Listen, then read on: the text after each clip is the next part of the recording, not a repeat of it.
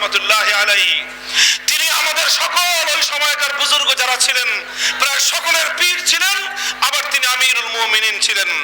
তার একজন প্রধানমন্ত্রী ছিলেন হুজ্জাতুল ইসলাম কাসিম নানুতুবি রহমাতুল্লাহি আলাইহি, তার একজন প্রধান বিচারপতি ছিলেন রশিদ আহমদ গঙ্গোহী রহমাতুল্লাহি আলাইহি, তার একজন প্রধান সেনাপতি ছিলেন হাফেজ জামান শহীদ রহমাতুল্লাহি আলাইহি, তার একটা ভৌগোলিক রাষ্ট্র কাঠামো ছিল, সেই রাষ্ট্রের একটা রাজধানী ছিল, সেই রাজধানীতে বসে আমিরুল মুমিনিন হাজী আমদাদুল্লাহ মুহাজির মক্কি রহমাতুল্লাহি আলাইহি সেই যুগে আল্লাহর বিধান বাস্তবায়ন করার ফরমান জারি করেছিলেন, মানব রচিত সমস্ত আইনকে তিনি বাতিল বলে ঘোষণা করেছিলেন।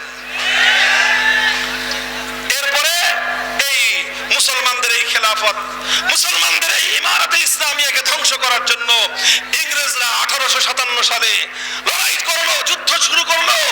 শামেলির রণাঙ্গনে মুসলমানদের এই খেলাফতের পক্ষ থেকে যুদ্ধ চালানো হলো। সেই যুদ্ধে মুসলমানদের প্রধান সেনাপতি হাফেজ জামান রহমাতুল্লাহি আলাইহি শাহাদাত বরণ করলেন। মুসলমানরা আবার রক্ত দিল, জীবন দিল, পারলো না, পারবে কিভাবে? ওদের হাতে বন্দুক, ইনাদের হাতে লাঠি, ওদের হাতে তোপ কামান, ইনাদের হাতে শুধুমাত্র তরবারি। এ নিয়ে যুদ্ধ করে কোনোভাবেই তাদের সাথে টিকা সম্ভব ছিল না। কিন্তু টিকা সম্ভব না হলে কি হবে? ওনারা সামর্থ্যের আলোকে শেষ রক্তবিন্দু দিয়ে বাতিলের মোকাবেলায় যুদ্ধ করে পরবর্তীদের জন্য আদর্শ স্থাপন করে গেছেন।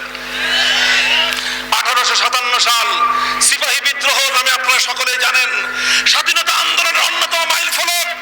সেই সময়ে মূল কেন্দ্রবিন্দু ছিল থানা ভবন, আর মূল উপলক্ষ্য ছিল ইসলামী খেলাফতকে পুনরুদ্ধার করা এবং ইসলামী খেলাফতকে বাস্তবায়ন করা।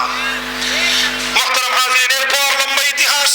1857 সালে শামেলির রণাঙ্গনে মুসলমানদের এই পরাজয়ের পর সারা ভারত জুড়ে আলেমদের উপর জুলুম শোষণের স্টিম রোলার চালানো হলো।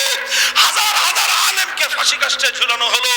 ফাঁসি কাস্টে ঝুলিয়ে তাদের লাশ দিনের পর দিন নয়, মাসের পর মাস গাছের ডালগুলিতে ঝুলিয়ে রাখা হতো। ইতিম হলো আলেমদের সন্তানেরা, বিধবা হলো আলেমদের স্ত্রীরা, কোলখালি হলো আলেমদের মায়েদের। সব তারা বরদাস্ত করে নিলেন, কিন্তু তাগুতের সামনে মাথা নত করতে তারা সম্মত হলেন না।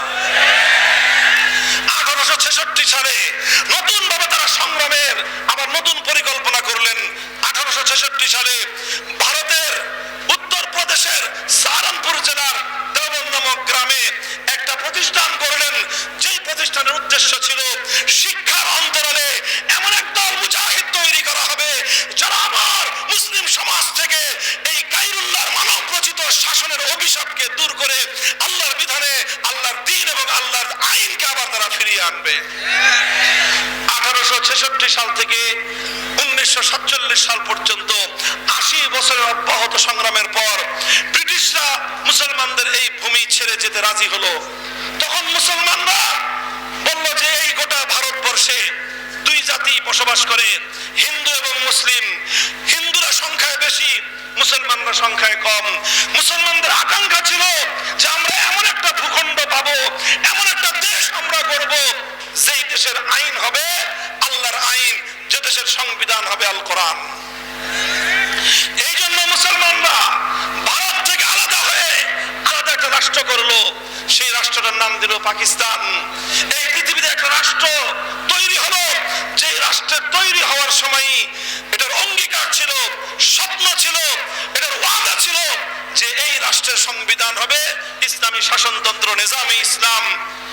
কিন্তু দুঃখজনক ভাবে এই রাষ্ট্র তো হলো, আর এই রাষ্ট্রের জন্য সবচেয়ে বেশি ত্যাগ আর কোরবানি স্বীকার করলো আমাদের এই বাংলাদেশের, আমাদের পূর্বপুরুষ মুসলমানরা।